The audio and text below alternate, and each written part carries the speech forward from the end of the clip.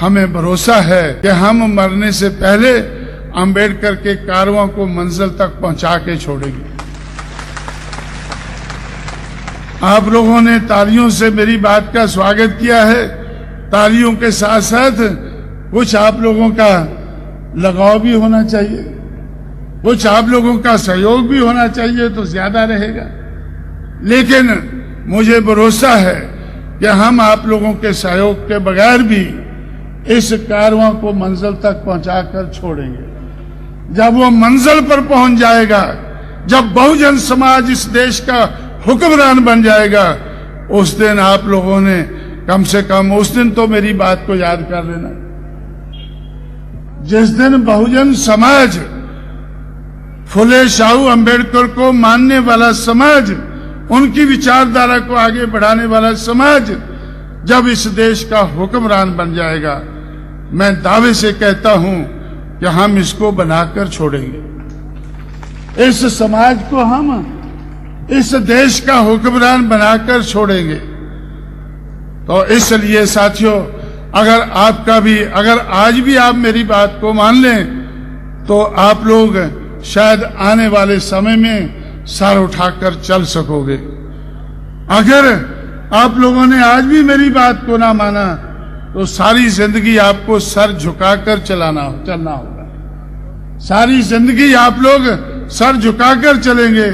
जय भीम कहेंगे, सर नीचे करो और जय भीम बोलो। सर नीचे करो और जय भीम बोलो। सर नीचे करके गांधी के पैरों में जा गिरो। तो इसलिए साथियों, तो मैं आप लोगों से ये कहना चाहता हूं कि हम लोग जो बाबा साहब अंबेडकर ने आप लोगों को सिखाया और आप लोगों से मैंने सीखा कि राजनीतिक सत्ता एक गुरु किल्ली होती है। उस राजनीतिक सत्ता को हासिल करके कोई भी ताला खोल सकते हैं।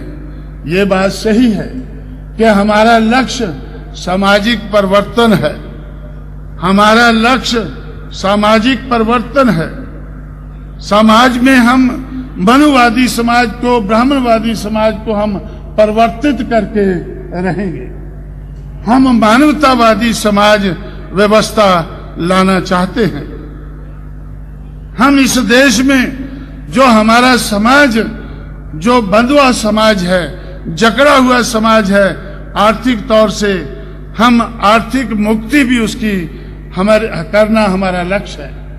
अगर हमने अपने समाज को, बहुजन समाज को, अगर हमने मानवतावादी समाज व्यवस्था देनी है, अगर हमें उनकी आर्थिक तौर पर बेड़ियां तोड़नी है, उनको मुक्ति देनी है, तो फिर गुरु किल्ली का हाथ में होना जरूरी है। गुरु किल्ली का हाथ में होना जरूरी है। आप लोग कहीं ऐसा नहीं समझना कि ये कांशीराम कह रहा है। ये आप लोग कहा करते थे, मैं सुना करता था कि ये बाबा साहब ने कहा है। बाबा साहब की बात आप भूल गए। मैं अपनी जिम्मेवारी समझता हूं आपको बार बार याद कराना। जब तक आप मुझे बुलाना नहीं छोड़ते, तब तक जब भी बुलाओगे तो मैं ये बातें कहता रहूंगा भाई। और मैं क्या कहूं आपसे, और मैं आपसे क्या कह सकता हूं। आप लोग सोचते होंगे कांशीराम जब भी आता है तो ये इस तरह की बातें करता है। भाई अगर इस तरह की बातें मुझसे नहीं करानी है तो आप लोग गांधी को छोड़ो और फिर से अंबेडकर को मानकर, फुले को मानकर, शाहू को मानकर, उनकी विचारधारा को मानकर आप अपने पैरों पर खड़े होने की कोशिश करें। आप दूसरी पार्टियों को पिछलग्गू छोड़कर, दूसरी पार्टियों के आप लोग पिछलग्गू हैं, दूसरी पार्टियों के पीछे खड़े होते हैं। मैंने उत्तर भारत में जहां जहां भी मैंने पार्टी बनाई है और पार्टी को मजबूत बनाया है, आप लोग कहते थे कि भाई ऐसा तो नहीं हो सकता, हम एमएलए एमपी नहीं जीत सकते।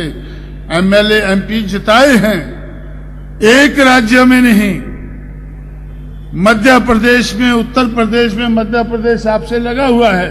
मध्य प्रदेश, उत्तर प्रदेश, पंजाब और जम्मू कश्मीर, 4 राज्यों में एमएलए एमपी जिताकर आज बहुजन समाज पार्टी को हमने नेशनल लेवल की पार्टी का स्टेटस हासिल किया है। आज बहुजन समाज पार्टी कांग्रेस के स्टेटस की पार्टी है। फर्क सिर्फ इतना है कि कांग्रेस नीचे को जा रही है और बीएसपी ऊपर को जा रही है। सिर्फ दिशा का फर्क है, सिर्फ दिशा का फर्क है, लेकिन स्टेटस आज दोनों का एक ही है।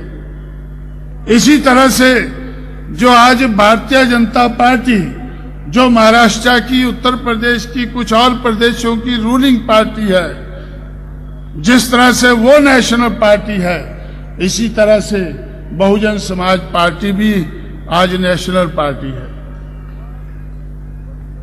और कुछ लोग मुझसे पूछा करते थे कि कांशीराम आपने पहले बाम से बनाया, फिर DS4 बनाया, अब बीएसपी बनाया है, और बीएसपी का आप नारा लगाते हैं कि बीएसपी की क्या पहचान, नीला झंडा हाथी निशान। वो मुझसे पूछते थे इसका क्या कारण है, ये नीला झंडा आपने क्यों अपनाया है, ये हाथी निशान क्यों अपनाया है। मैं तो सीधा साधा आदमी हूं, मैं उनसे कह देता था कि मुझे कुछ जानकारी नहीं, मुझे कुछ पता नहीं इसके बारे में। मैं तो अंबेडकर की विचारधारा को लेकर आगे चल रहा हूं, और उसने, अंबेडकर ने नीला झंडा और हाथी निशान अपनाया था, और मुझे कभी उनसे मिलने का मौका नहीं मिला है। मैं पूछ नहीं पाया हूं, जिससे पूछा हूं वो मुझे बता नहीं पाया है कि नीला झंडा हाथी निशान क्यों है। नीला झंडा हाथी निशान अगर पूछना है तो अंबेडकर से पूछना होगा। मैंने इसके ऊपर अपना दिमाग नहीं लड़ाया है। मैं ये सोचता हूं कि जिन बातों पर फुले ने दिमाग लड़ाया है, जिन बातों पर शाहू महाराज ने ध्यान लगाया है, पेरियार ने लगाया है, अंबेडकर ने लगाया है, तो मुझे दिमाग लड़ाने की जरूरत नहीं है, सीधे सीधे अपना लेना है। अगर पेरियार ने सेल्फ रिस्पेक्ट मूवमेंट चलाई है, मुझे पसंद आई है, इसलिए मैंने सेल्फ रिस्पेक्ट मूवमेंट को अपनाया है। अब पूछना है तो पेरियार से पूछो कि उसने सेल्फ रिस्पेक्ट मूवमेंट क्यों चलाई है। अगर पूछना है तो अंबेडकर से पूछो कि उसने नीला झंडा और हाथी निशान क्यों अपनाया है।